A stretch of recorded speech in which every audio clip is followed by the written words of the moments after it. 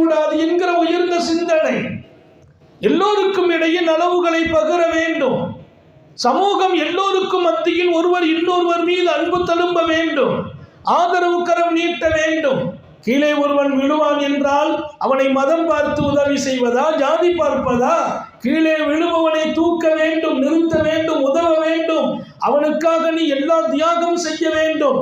இறைவனுக்கு முன்னால் நீ மண்டியிட்டு இருக்கிறாய் அல்லது தக்பீர் கட்டி நிற்கிறாய், அங்கே ஒருவன் விழுகிறான் என்றால் இறைவனுக்கு முன்னால் நிற்கும் அந்த நிலையில் கொஞ்சம் ஓய்வெடுத்து விட்டு தொழுகையை நிறுத்திவிட்டு விழுந்தவனை காப்பாற்று என்றார்கள் கண்மணி நாயகம்.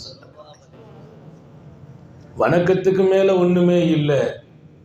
வணக்கத்தில் சிறந்த வணக்கம் இறைவனுக்கு முன்னால் தக்பீர் கட்டுவதும் குனிவதும் நிமிர்வதும் என்று மாத்திரம் நினைத்தாயா? இல்லை.